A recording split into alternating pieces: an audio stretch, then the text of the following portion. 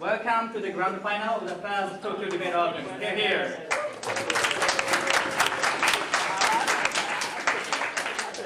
On the government, we have Tamutetsu children from Shibu-Maku. Here. On the opposition, we have seedless piman from Shibu-Shibu. Here. We have 9 judges. Judges are Tomoaki, Erin sensei, あんぱん開封済み, Tsubasa Ito, Task Andrew, and me. The motion before the House today is this House believes that public museums should not display offensive arts. Now I'd like to call upon Prime Minister. Please deliver the speech within 7 minutes. Here. If certain forms of art harms the well-being of others, the government should be able to restrict these kind of art regardless of whether freedom of speech exists or not. And this is the stance as government side in today's debate, and we're proud to propose today's motion. So I'm going to do 2 things in my speech. Firstly, I'm going to explain to you what we exactly mean by not displaying offensive arts. And secondly, I will explain to you why the government principally has a right to restrict freedom of speech in these kind of situations. So firstly, what we mean by not displaying offensive arts. So in the status quo, society has certain measures to decide and give feedback on what is offensive and what is not. They discuss these kind of things through public discussion. They discuss these kind of things in the media. They discuss these kind of things in social media, newspapers, books, other forms of speech. We think that society is constantly giving feedback on what kind of form of art is offensive and what not. So the state would always have the measure to decide to know about what society considers, and would always be able to understand whether society considers that kind of certain form of art offensive or not, and we think that if the social norm is that this kind of form of art is offensive, they would not display it, meaning that they would not put it onto the public museums. So certain examples of art that is considered offensive in today's society is for example, paintings that are overly grotesque and very disgusting, or certain forms of art that deny an unchanging factor of you. Maybe this is race, maybe this is your nationality, maybe this is your gender. These kind of things are considered offensive in today's society. Opposition might come up and say that, well, this is something super subjective. The state can never decide. Well, 2 things to tell you. Firstly, the state is not taking any measures in today's debate. This is not a policy motion. So we think that the values of the society would be quite accurately displayed in what the government does. And then secondly, the subjectivity itself is no means to justify their taking opposition side, because we have to decide something that we're going to defend on or we're going to deny, right? And if they say that everything is subjective, they wouldn't have anything to defend either. So we think that this whole subjectivity argument would not be is not relevant in today's debate.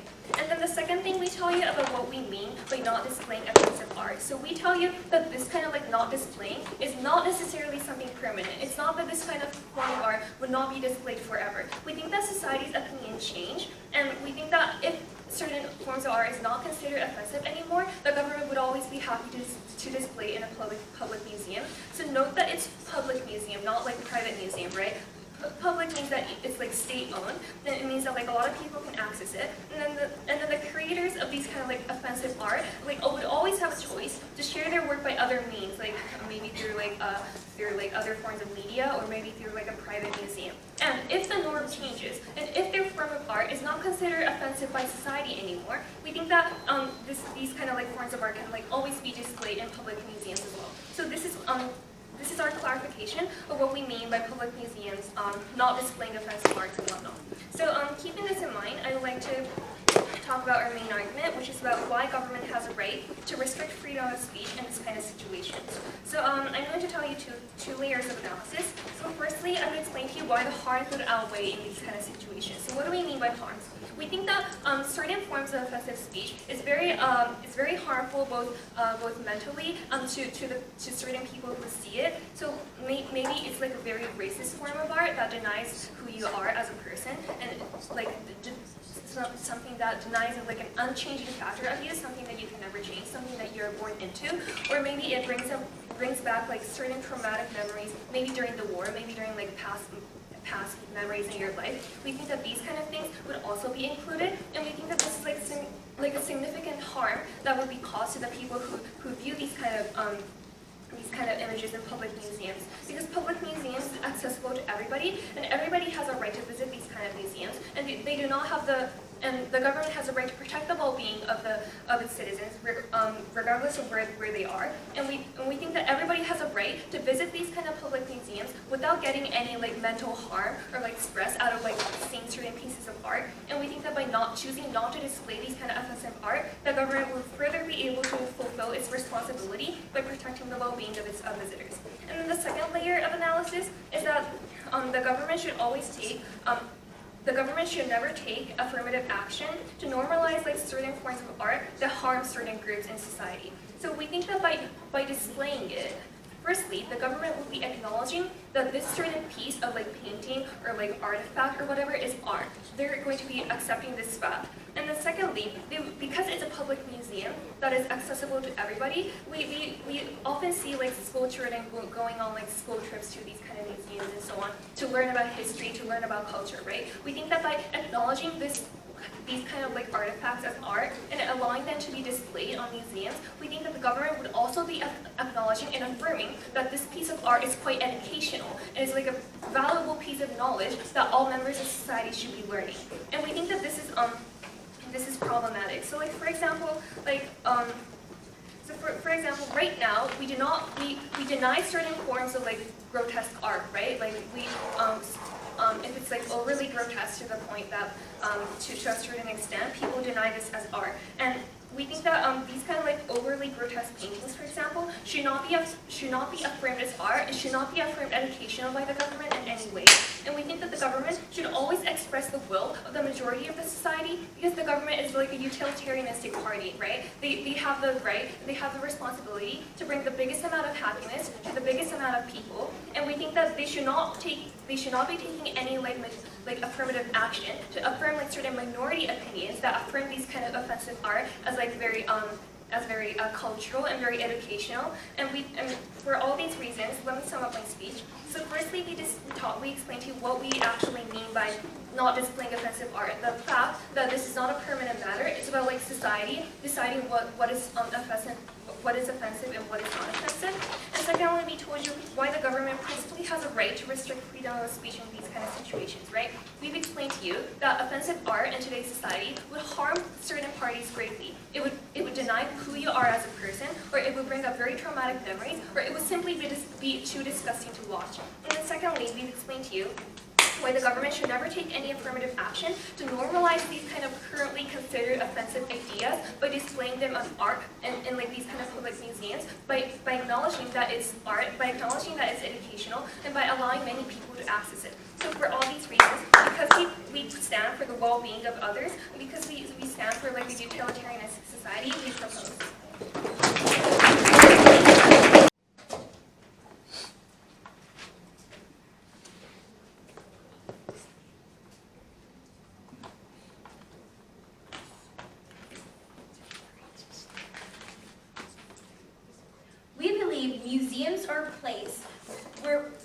Public museums are a place where all opinions, where all ideas, all opinions should be shown and reflected. And so therefore we are very proud to oppose this motion today. So first I'd like to start with the reputations.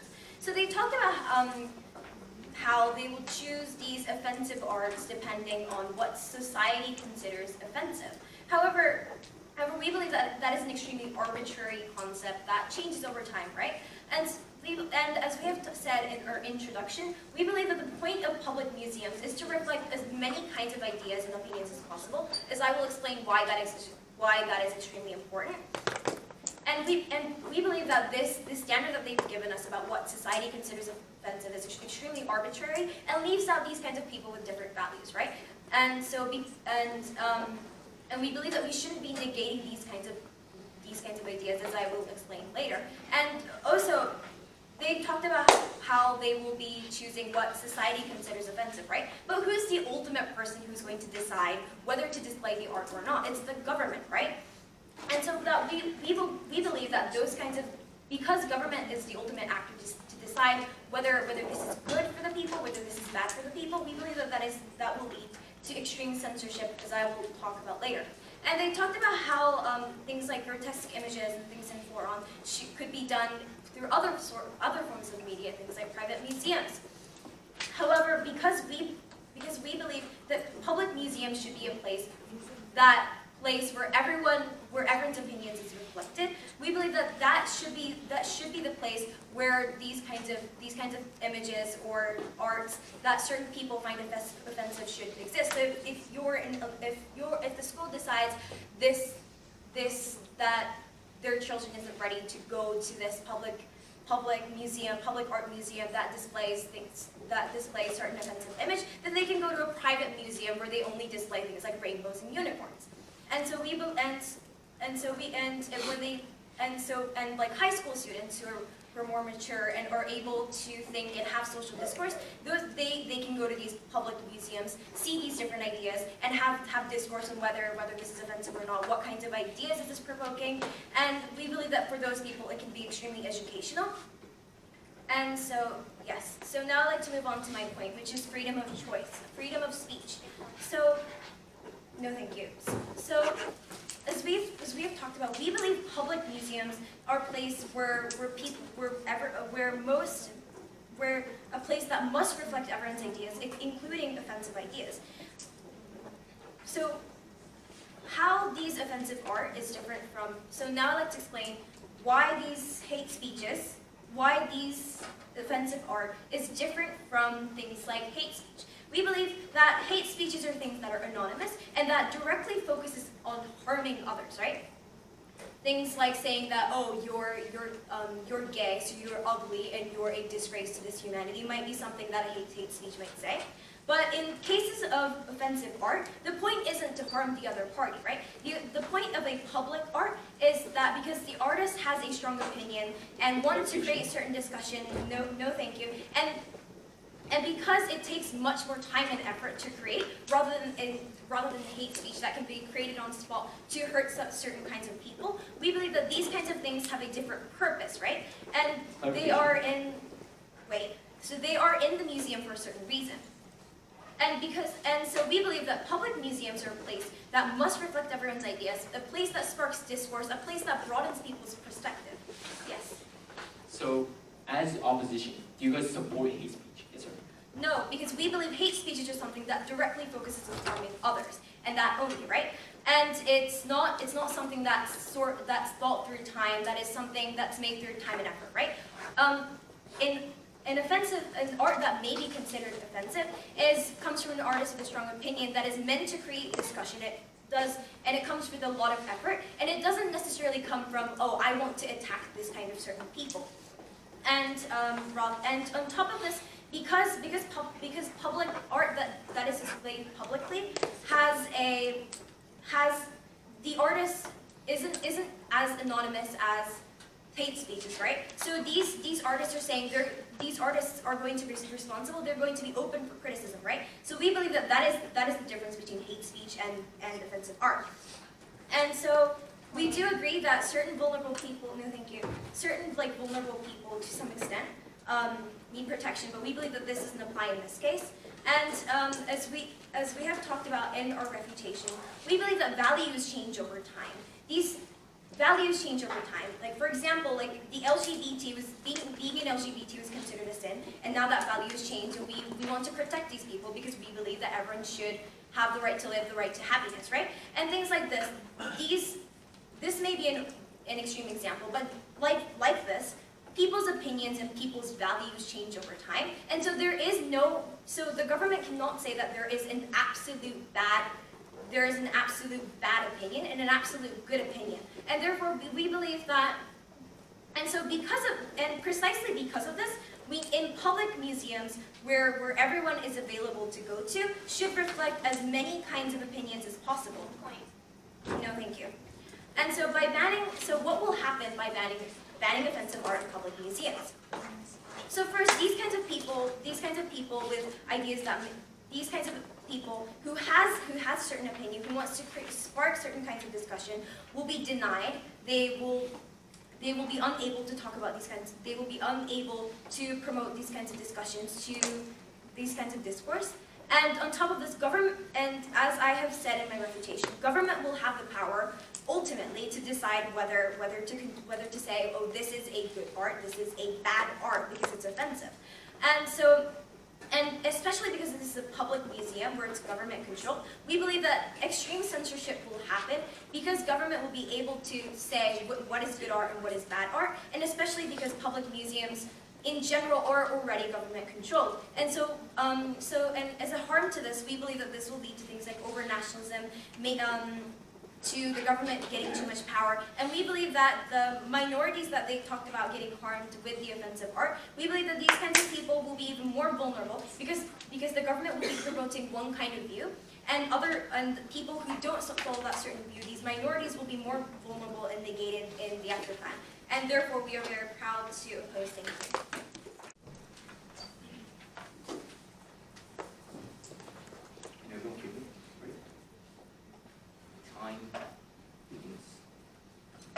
We want to repeat as a government that the subjectivity, the arbitrary term of what something an offensive art is not a means to justify what public museums should not display. I repeat. While we say that the government or individual citizens have different ideas on what something offensive is, even if it differs by country or where you're from, we say that a sliding scale is applicable in this situation. We say that this debate will not stand unless both sides agree that this is possible, and then we compare the harms and benefits of comparing whether displaying this is a good idea or not. Keep in mind, this motion is not about whether museums can display these offensive arts or cannot display them. For example, we also say that even if something is arbitrary, like we say that, for example, when Germany is banning hate speech, for example, we say that hate speech is also arbitrary, but it's applied in these cases. So we say that when they talk about it's subjective, so we can't do it, we don't think that just because it's subjective does not become a contention on why this should not be displayed. We say also when they talk about that the final say that people have is basically what the government wants, but we say that the government is not that unreliable to ignore the majority of opinions in the citizens, especially in liberal democracy, when the government is literally standing for what the majority of citizens stand for. The second rebuttal I want to be talking about is when they talked about how LGBTQ people were shunned and exiled in the past, right? But we say it's specifically because it changes by generation, that if we don't display this offensive art, it's a benefit. Why is this the case? Because we say that by allowing us to completely take away these old ideas that LGBTQ people should be exiled, by not displaying these old ideas, right? We're able to create new, more social narratives that LGBTQ people should be accepted, that they should be part of our society, which we think is unobtainable because you keep on leaving this narrative that maybe LGBTQ is bad if you keep on letting these kind of offensive arts remain in museums. Go ahead.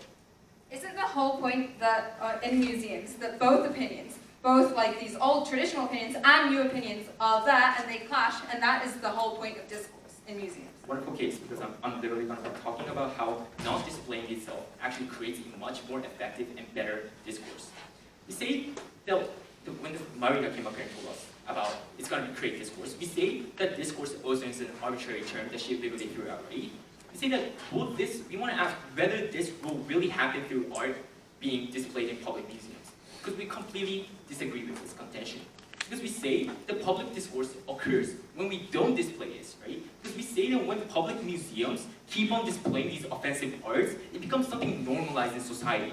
The people become immune to the violent graphics presented in these offensive arts in this museum. So what happens is that these citizens, no thank you, is that they accept it as this offensive art as something profound and something that they should be supporting, that they're allowed to support these kind of things. So we say that when these offensive arts are integrated in society, it doesn't create public discourse because it's normalized. But let's compare that with our house when we don't display it, right? Because we say that the action of not displaying an offensive art is an action of creating discourse in its first place. What do I mean by this? Is that when we allow citizens from themselves when to determine when something is specifically effective in teaching something or something is offensive enough to harm minorities, for example, Nazi symbols, we see that when these kind of graphic offensive arts are taken down, there will be social discourse on how it impacts society, how it creates a society, a much better society, by excluding these kind of graphic images away from society.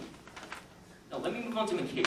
It's because we think that the opposition side so far has completely tried to misrepresent what people try to do, especially when it comes to the artists, right? They come up here and tell us about freedom of choice, but first of all, when they keep on talking about that every idea should be held, that the reasons why they create art is to spread their ideas, or to spread more like values and thoughts, we say that the majority of cases, the reasons why artists create artists is not to spread their art from educated purposes, but to spread what they think, right? Their thoughts, right? So for example, if you take Van Gogh's sunflower pictures, it's most obvious that his motivation to create that was not because of the biological coolness of sunflowers, but rather express how it was so special. Of course, this isn't relevant in what an offensive art is, but what I want to prove here is that when an oppressor of minorities, such as someone who opposes the feminist movement or LGBTQ, or has racial prejudice against people, they use art as a form of completely oppressing these minorities and keep on trying to create this social narrative that they should be something prosecuted from public museums. We want to insist that public museums are manifestations of what the government is supporting, because it's state covered, so it basically means what the state is going to do. So that's why we say that on our side, we're able to prove that if certain works of art is specifically able to harm the well-being of others, the government should have and is able to restrict the freedom of speech. We don't think this was clarified and analyzed enough in the opposition case. Clarification, please. Sure. So does that mean that you're also going to ban hate speech or any sort of that kind of thing? Okay, so for the case of hate speech, we don't really, if you guys also determine that this is something negative for society, we're completely fine with banning it too. We don't think that's the most important part of today's debate specifically. So, in conclusion, what I want to specifically say is that first of all, the whole case, when they come up here and tell us that it's something that could change with generation, and it's also subjective, literally has proved no contention at all. Because what they're literally doing is whether it's possible to do it or not. But what we should focus on specifically the harms and benefits of what happens when we try to restrict this freedom of speech or not. We've shown you that specifically because art is a tool and weapon to use and oppress these minorities at cases, the government is always justified in trying to protect these well-being of these individuals who have no other alternative but to have it removed from their site and then create a social narrative that you shouldn't oppress people. We say that this is not something that is obtained under opposition, because literally the only thing they're trying to say is that all ideas should be supported. But as government, my final say is that all rights should not be prioritized in a liberal democracy, especially when it specifically harms people, and there's a way to exclude the harm away while still maintaining benefits such as public discourse. For all these reasons, Socrates proposed.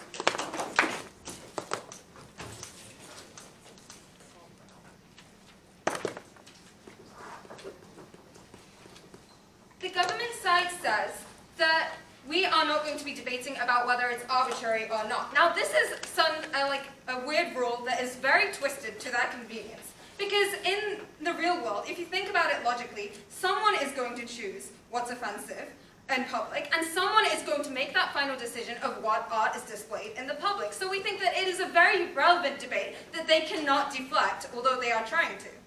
And even if, okay, let's stop, even if we say we're not going to debate about whether it's arbitrary or not, we still think that all of our points still stand, and I'll be talking about why. So today I'll be talking about 3 different points. Number one, I'll talk about what should the museum's purpose be? What should public museums' purpose be? Number 2, I'll talk about when can freedom of speech be restricted? Number 3, cases for solely offensive art. So what happens for art that is solely meant for oppressing and not for discussion? No, thank you. But first of all, I'd like to go on to one reconstruction and one refutation towards the other side. So first of all, they talked about number one, reconstruction. They talked about how discourse will not happen in society because by putting this art in public museums, it will be normalized. However, that is a huge contradiction against that first point in which they said we'll only not display this art in public museums. We think that if private museums are allowed to put up this art in the first place, then all the harms that they said are going to happen on their side as well, right? Because it's going to be normalized. Because every museum that's not public is still allowed to do that. And so and therefore that refutation does not stand. Now for my refutation. They talked about, when I point, no thank you, they talked about how they're willing to ban every form of hate speech. Now again, this contradicts to that first point, which was about how uniquely public museums should be banning this sort of thing. And so we think that that is a huge contradiction. So let's say that we are going to take what they said in the second speech, and we're going to ban all sorts of hate speech, all sorts of offensive things. Then we think that that will lead to the radicalization of these people because they have no outlet to even express these ideas that they can't change, right? But if we think that if we do actually display these sorts of things, they'll be criticized, they'll be discourse, and that is what we really want in society. No, thank you. So now I'd like to go on to my three analyses. Number one, what is the museum's purpose supposed to be? So the opposition side says, or the government side says, that it should be comfortable for everybody, and for example, children who come to on school trips. However, we say that the fundamental role of museums is to be a hub for research and development, and it's supposed to be a hub of culture, right? Especially public museums are supposed to display all sorts of art. And they said that it's bad if the people looking at this art are uncomfortable. But let me flip that. We think that uncomfortable is actually good because it causes more discourse, it causes development, and when you're just sitting around being comfortable in your bubble, nothing will change, nothing will develop. And so we think that the main purpose of museums should be that they're accessible to everybody. No, thank you. And even if you do want to be comfortable or you want to educate small kids, you should go to a museum for small kids, or you should go to a playground or something. And so we think that the primary definition of museums, public museums, should be that they display all sorts of art, that they respect, that they represent every single person's, no thank you, opinion. So now on to my second analysis. When can freedom of speech be restricted? We think that it can be restricted when it's actively, hugely offensive towards a certain person. However, let's look at what we're dealing with today. First of all, what is the nature of artists? We think there are two characteristics. Number one, they produce this art for discussions and for profound meanings because they have their living upon this art, right? They're people who contemplate life and make deep thoughts. So we think that, no thank you, in most cases, the art is for discussion. For example, Hyōgen no Fujiyuten, the very definition of that exhibition shows that he wants to discuss about Hyōgen no Fujiyu and how some things are restricted. Now, we also think a second characteristic, no thank you, of these artists is that they have a reputation. They're not anonymous like people on the internet. So they have a name, and they understand that there's this responsibility to transmitting this sort of message, and they still do it anyways, regardless. And now, so we think that that is the nature of artists, no thank you, and therefore it's not an extreme freedom, active oppression towards people. Now, we also think that there's a difference between hate speech and art, right? Because for hate speech, the people who are hating or offending actively seek out people to oppress. However, museums are open to everybody. If you want to have a discussion, you can come and contemplate and think about it. So we think that because of all of these reasons, the freedom of speech cannot be restricted because this kind of art is not that offensive in the first place. But now let me go on to my third analysis. What if, this artist really just wanted to offend people and they weren't up for discussion? What is the case for solely offensive art? We think that the opposition side talks about how the government side has the burden of proof for why it should be just public museums, but they completely contradicted themselves in that point. So we're going to take it that they said that we'll be basically oppressing all sorts of all forms of hate speech, because that's what they said in their second point. So we think that if all sorts of hate speech or this kind of expression is restricted, then the harms of that will be that these people who just want to offend others will have no outlet, right? So they're going to be cooped up in their homes, not able to express anything. And we think that especially for artists who are deep thinkers, who often get philosophical and are prone to radical ideas, we think that these people are especially prone to becoming radical or developing those ideas even further, and that leads to a physical impact, which is that that person commits crimes or harms these people that they want to oppress. For those reasons, we think that even in the case of like people who just want discussion through their art and people who want to actively oppress others, we think that in both cases we should not be taking this motion because the harms outweigh the benefits. Thank you.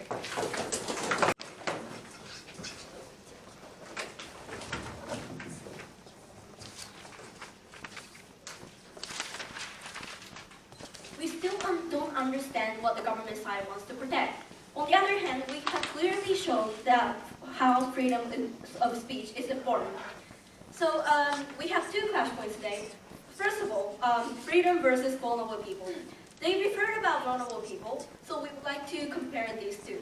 So we have given three analyses. First of all, what is public museums, right?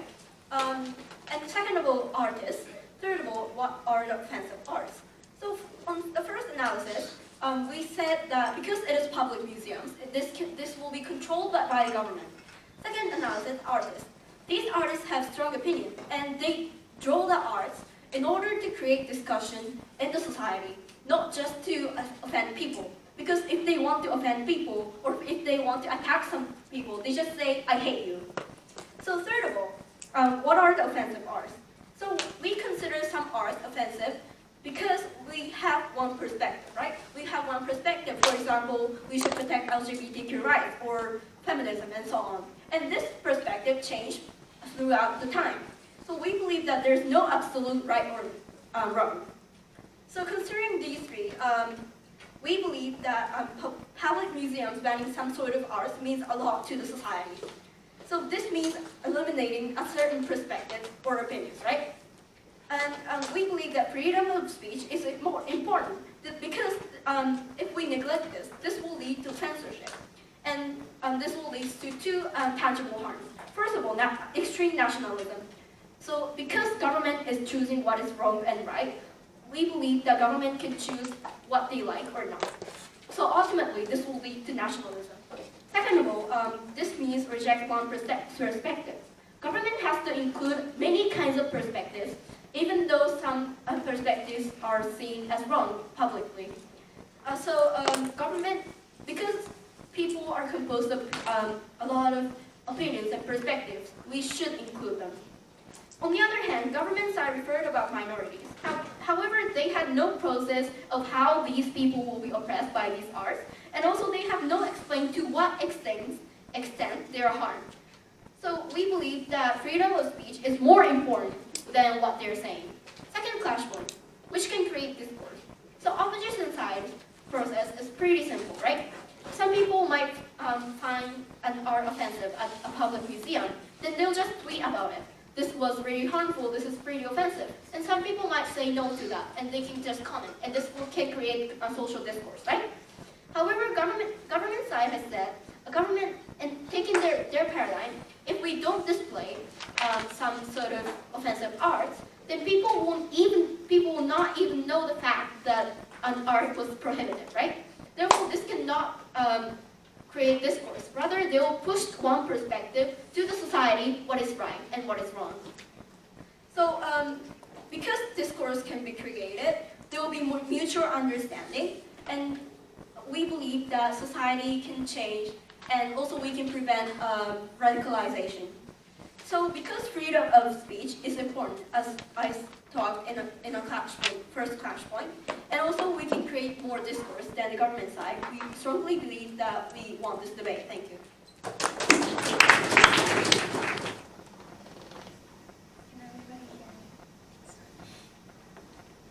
The biggest contradiction coming from opposition side is that while they say that we need all kinds of art inside these kind of public museums to respect all kinds of opinions, they also say that like art doesn't have any purpose in harming others, and like therefore like it wouldn't be like it wouldn't have like significant like impact in terms of like offensiveness. We think that this is like a self-contradicting factor coming from the government side and I mean the opposition side, and the reason why we still say that certain works of art if it harms the well-being of others, should be restricted even if freedom of speech exists. That is why we propose this government. Some final rebuttals to the opposition team before I get into clash. So firstly, they keep telling you about how like there's going to be like nationalism and like outright propaganda after we like allow governments to not display certain forms of art. We tell you that even in our side, other forms of art will always exist, right? We have things like social media, we have things like private museums, and this leads to the difference between public and private museums in the first place, right? We tell you that public museums is for everybody, and it's for education, and it's for like accessibility and learning about what culture is. And on the other hand, private museums and like things like social media and like personal like books and like other expressions are like an individual exhibition. It's like your own opinion, right? So it wouldn't be like classified as like the majority. It wouldn't be classified as education. We think that this is the core reason why these should be considered different, and why we still say that normalization would happen. So they say like if every private museum is going to like have like some kind of forms of art, like normalization that we tell you wouldn't happen, but we're not trying to stop normalization, right? We're trying to stop minority opinions, like gay people don't deserve to live, those kind of opinions getting normalized by government. We're not denying normalization as a whole. We're saying that government shouldn't take any active measures to like promote opinions that are not considered correct in today's society. And then finally, they tell you things like if we ban like hate speech as a whole, the artists wouldn't have an outlet and therefore they would commit crime and so on. But we tell you, so like the hate speech that we've been referring to, the ones that we would happily ban, is like hate speech considered as a form of art, right? And we think that these kind of opinions should be banned and like should not be displayed in public museums in the same way as other forms of art. And we tell you that like it's actually better to send these kind of like radical thoughts underground in order to prevent these kind of minority groups to be harmed and to be offended and to gain like emotional pain by seeing these kind of offensive art. And then finally, let's talk about the clash in today's debate. So the main clash is whether like all opinions should be valued in these kind of public museums, right? So keep in mind that again, public museums is not for like personal opinions to be reflected. It's for like it's for the government to share what culture is in their country, like what should be considered educational, what should be considered like valuable forms of art that people should look at and should learn from. And keeping this in mind, they say that like we should keep these kind of art because we have discourse, right? Like the more opinions you have in a public museum, the more discourse would happen. But again, we never see an explanation on how someone who is like harmed from the offensive speech would possibly discuss it with his or her friends, right? Like we never see like the specific process of how discourse is going to happen. We don't see the outcome and impact of the discourse actually happening, right? Like the example that they bring up to you, like the Hyogen and the Kujiuten, like discourse only started happening after they decided to take down that comfort women statue, right? We can see that we never see a clear explanation on how discourse would happen on their side just because they accept a lot of opinions. And on the other hand, what we told you as government side is this. So art reflects certain opinions, and offensive art will reflect offensive opinions, right? And we think that there's always a guarantee that certain people, like people who got denied of like an unchangeable factor like your race or like your nationality would be hurt if they see that these kind of like offensive art is considered as like a public like culture in like public museums, right? And we think that just because artists have like a responsibility, like they're not anonymous like hate speech, that doesn't mean that the offensiveness coming from their opinions would be like mitigated, right? Like artists are artists and they will always express their opinions in their art, and we can see that because so many people will be hurt and because the government should never take affirmative action to affirm and acknowledge these kind of opinions that would hurt others, and because the government would always want to take a utilitarianistic stance for the biggest amount of happiness for the biggest amount of people, we propose as governments.